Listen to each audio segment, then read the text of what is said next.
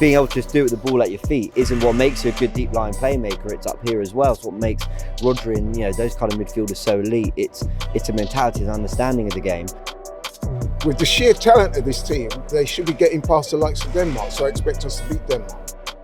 You make signings in order to increase pressure on yourself as well. That's part of being at a big club. They paid 50 million for him, if I'm right. He's like a top striker. Hi, welcome along to AFTV. We are down here at the Emirates, not to look ahead to an Arsenal game, because obviously there's no Arsenal games on, but to look ahead to England versus Denmark. And the reason why we're so on this at the moment is because we've got a couple of players playing for England in Saka and Declan Rice, and Ramsdale's there as well, that are really, really important players right now, and we really want to focus on them. But first of all, you've got a couple of words there, James. How would you like to enhance your Euro 2024 experience with £40 in free bets to use on the tournament? Our friends over at Parimatch UK are offering new customers £40 in free bets when you bet your first £10 with them. Claiming the offer is simple. Just create a Parimatch UK account, opt into the promotion, and then place a £10 bet on any sports market with odds of evens or above. Remember guys, you must be 18 plus and a UK resident, and full terms and conditions apply with all the links you need in the description below. A huge thank you to Parimatch UK for sponsoring this video. So looking forward to this game. It's England versus Denmark, as I said. Saka and Declan Rice, really integral, really important in that first game. And it'll come to you first again, James, right? I mean, them two did brilliantly in that first game, especially Declan Rice.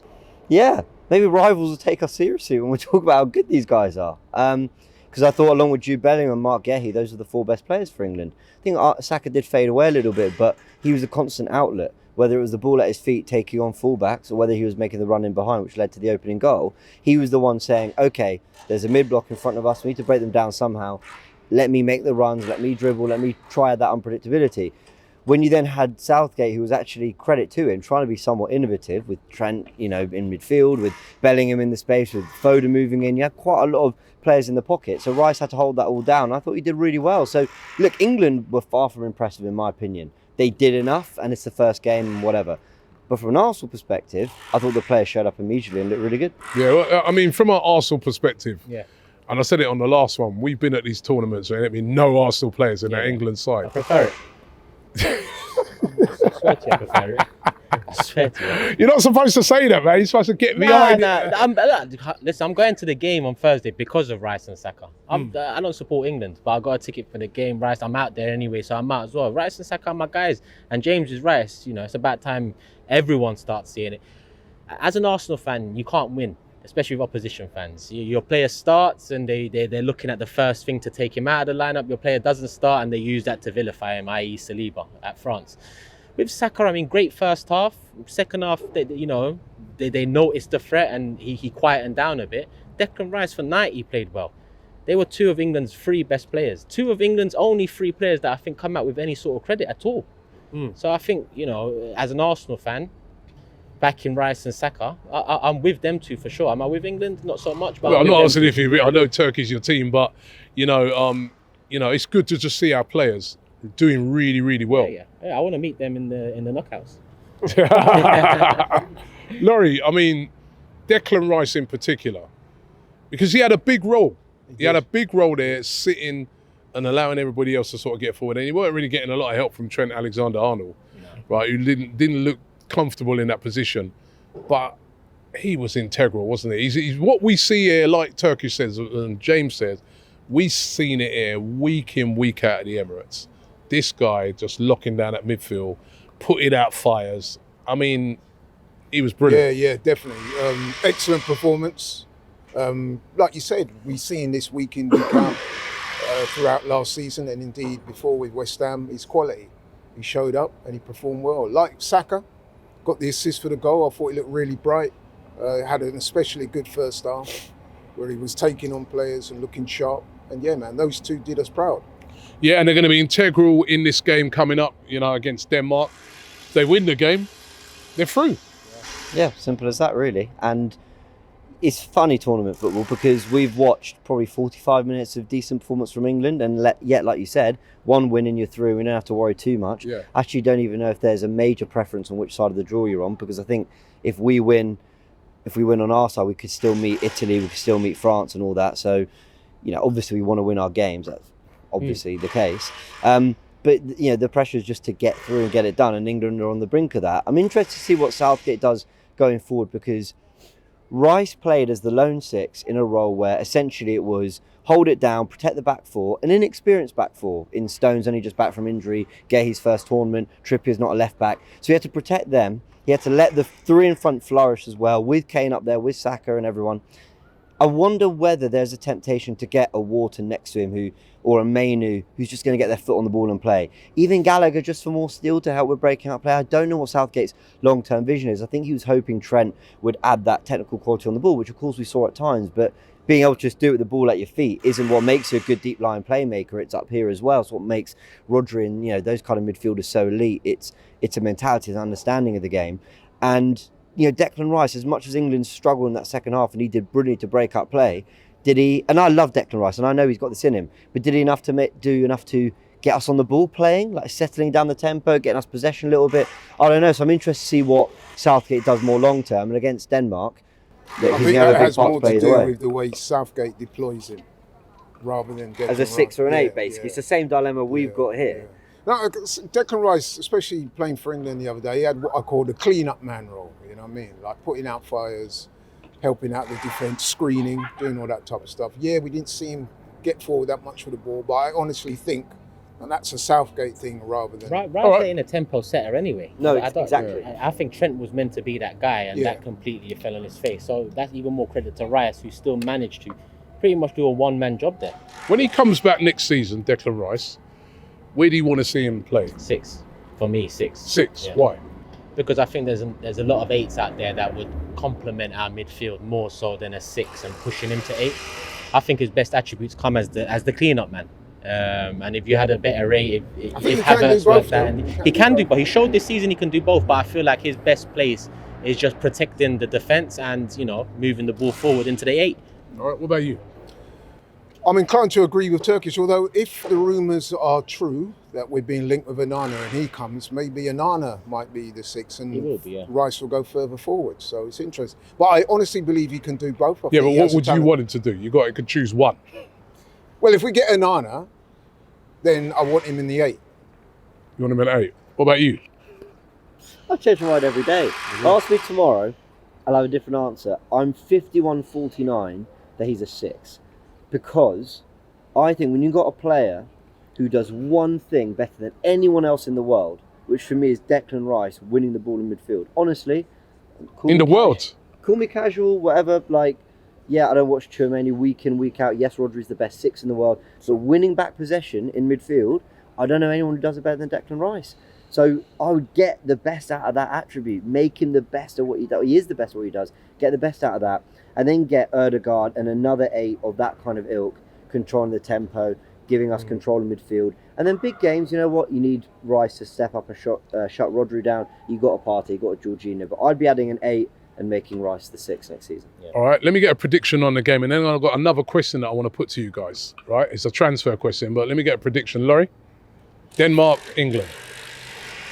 England should win. I've got to say the second half performance was very underwhelming, to say the least, and I'm being kind when I say that. I think you two had a little debate about it, didn't you? We did. I might have watched that. Well, listen, and he said that, and I said and I said it on DR in the weekend roundup. It's about winning the game. It is getting about the 3 the points, right? They win this game against Denmark, they're through. Yeah. And we've seen other teams like Belgium lose. It's not easy out there. No, listen, absolutely, you're right. A win is a win is a win, especially in the first game. You want to win. What I'm saying, though, is that we came into this tournament with reservations about the manager. We all did. We've all spoken about it, you know what I mean, for a long, long time. What I saw in the second half was indicative of the criticisms of Southgate, and that does give me cause for concern. However, that being said, with the sheer talent of this team, they should be getting past the likes of Denmark, so I expect us to beat Denmark. Prediction? 2-0. Turkish? 3-1. 3-1? Who did Denmark? Was it Slovenia? Yes, they drew Slovenia. I thought they looked really on the back foot against Slovenia a lot of that game. But so did we. I think there might be a little bit of a shock in this. Not a massive one. I'm going to go 1-1. 1-1. I think. I'll go 2-1. I do think we'll win this game. I think England will play better than they did in the first game. You know what I mean? I think they'll do better. I think there's a lot of nerves in that first game as well. So I'm going to go 2-1 to England. The other question I want to ask you is that swirling around today, there's been a lot of rumours about Victor Osimhen of Napoli and the possibility that, what a lot of the talk is that Arsenal might go and put a bid in, not the 110 million release clause thing that they're looking for, but maybe like a 60 million or around that region. Start with you, man. At that price, we should forget it because we ain't getting him. But I'll take him 100%. But we ain't getting him. How high would you go? As high as Arteta wants to go. That's how I see it now. If he wants to spend 100, I'm backing it. If he wants to spend the 110 and release clause, I'm backing it. I've doubted many of his signings in the past. Not to stand Do you here like and this doubt sign many. if it was made? Yeah, 100%. You make signings in order to increase pressure on yourself as well. That's part of being at a big club. And I think an Osimhen or an Isak is the two names that if they were to come in, I think everyone says Arsenal win the title. That's the pressure that comes with a striker like that. All right, Laurie? I've got to be honest, again, recency bias suggests that Osimhen has his failings, to be honest. I'm not overly impressed. However, I'm guided by you guys who are constantly telling me how good he is. Listen, if you guys think he's the man... No, I wouldn't worry about us guys. What do you want? No, because every be time your own man. every time I voice No, my don't come reservations, blaming it on us. people like you shout me Yeah, down. well, listen, we're not shouting you down, and then don't come blaming it on us, right? We want to know what you did. I mean, would you have Listen, him? man, I'm keeping it 100. From what I've seen of him, I've not been overly impressed. So you don't want him? No, we need a striker. But yeah, listen. So on balance, I will take him if there's no one else we can get. I would. So only if there's no one else you'd have him? I would have, like Turkish said, I would have liked Isak. Can't get Isak. To me, Osimhen, he's a good player, but I'm not overly impressed. Why? But it could be recency What doesn't bias impress because you? I'm judging a lot of it. Yeah, what doesn't impress you? I just think he's lacking a bit of quality, man. I'm not overly impressed. I've got to be real. Technically, there's doubts, but in terms of work rate and that side of things... He looks like he has some physical attributes. He's got the speed, he's got power, he's tall, you know what I mean? That's one thing at AFCON, he received a lot of criticism, but one thing I saw from him at AFCON that Arteta would love is he doesn't stop running, doesn't stop pressing, he doesn't stop making, a nuisance of himself. And looking at the strikers Arteta's had so far, he tends to go for the ones that make a nuisance, put themselves about, press, And listen, I'm very aware of judging players off the back of a tournament. We've all done it. We've all made mistakes. We've all hyped up people. Remember the famous Yamis one? Oh, yeah. We see him in a World Cup. Well, you're actually judging him off the tournament. No, that's you what said I'm recency admitting bias. to recency bias. But what I'm saying is I've got to be real. Based on what I've seen so far, I'm not overly impressed. James? When was the last time Arsenal were in for one of the best strikers in Europe? Like that in itself, he's been putting up numbers for Napoli. Yes, last season wasn't the season he wanted. The season before, he guided them to a historic title. There's going to be a focus ever on him. So we are going to do a real breakdown coming out this week on Osimhen and why Arsenal would be willing to spend that much. My big thing was Isak looks so perfect, just in terms of, if you're saying Osimhen's 100, then is it worth spending that 10, 15 million more to Well, get they're not Isak? going to spend 100 on it. Well, They're saying that. exactly. They're saying they're not going to go nowhere near that high. I really like him. Do I prefer him to other options? I don't know how many other options there are, if I'm honest. So, in a market where it's quite difficult to know the injury concerns, I did look at his injury record. I need to have a better look. Look, ultimately, yes, I would do the deal. I've got a question for you, Robert. Openda looked good, didn't it?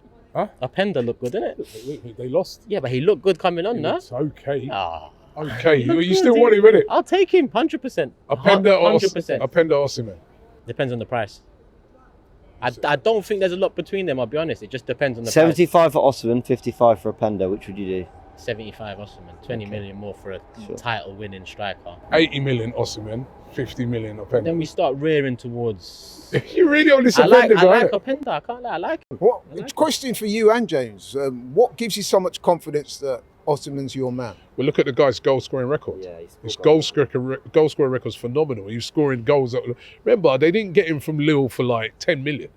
They paid 50 million for him, if I'm right. He's like a top striker. Then he's gone into Napoli. Big responsibility, that. That's a club No, where, he even did though they ain't well. won nothing for a long time until they won that, and he guides them to the title. And then, you know, he's a top striker. I'd love to see him at the Emirates. You know? Listen, if we get him and he does the business, I'll be more than happy to be proved wrong. Yeah. People This are is going to how- click this and say, this is how far we've come here as Arsenal fans, right? That a player that's could cost 100 million. You're like, maybe, Finally. I don't know. You know, Finally, you know, that's how far we come. But listen, don't forget the game. If you want to check that out, there's a big watch along over on DR Sports, right? So check out DR Sports. I'm going to be on that watch along, right, for the England game. We're keeping a close eyes on our boys, of course, Saka and also Declan Rice. You never know. Could there be a sneak for Ramsdale, right? But listen, keep an eye on our players and keep it locked here on AFTV for an update on all of our players playing at the Euros. We've got a lot of players playing there. So keep it locked here on AFTV. But thanks to the boys. And thanks to you guys for watching, and we'll see you on the next one.